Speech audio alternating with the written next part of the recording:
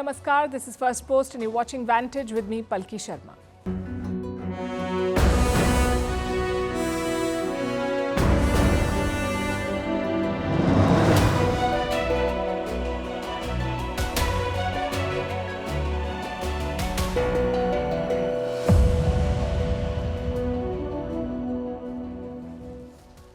Is the US meddling in Indian elections? Russia says it is. Indian leaders, including the Prime Minister, have also warned of foreign meddling. It has become a common refrain internationally as well. Countries accuse adversaries of meddling. But how serious is the issue in India and will it be investigated? We'll discuss.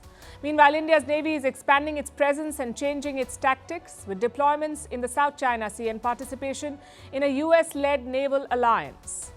In Russia, Victory Day celebrations as they intensify attacks on Ukraine's energy infrastructure. In New Delhi, a masterclass for the Maldivian Foreign Minister by India's S. Jaishankar. A new world record with over $100 billion sent to India in remittances. The country's top medical body recommends the ideal diet, but Indian food products are under global scrutiny for contamination. Why is the food regulator failing us? Why Belgium is making headlines for offering insurance and pension to sex workers. Why West Asian powers are wooing Pakistan with high-level visits and investments. Why North Macedonia's election result is another blow to the European Union. And what is the man versus bear debate that has left the internet divided? All this and more coming up. The headlines first.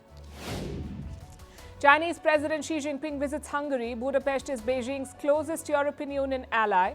In recent years, Hungary has attracted a flood of Chinese projects. This is President Xi's first visit to Europe since 2019.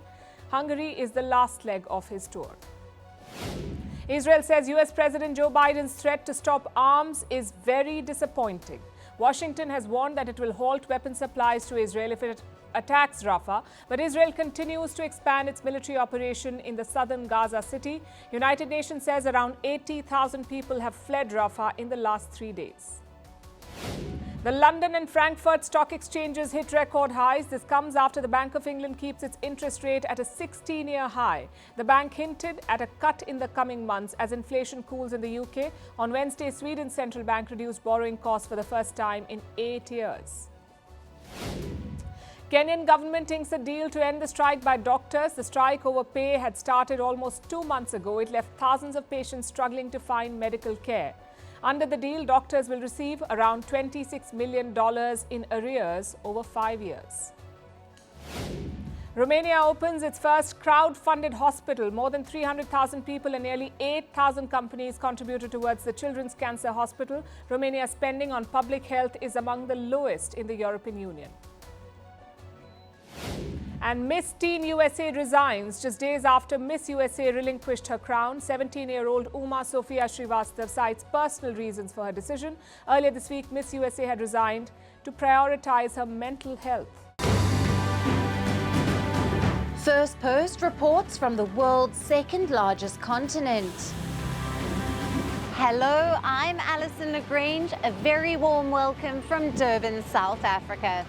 We get you the news and the newsmakers from Africa. South Africa goes to the polls on the 29th of May. I will track the election and bring you ground reports.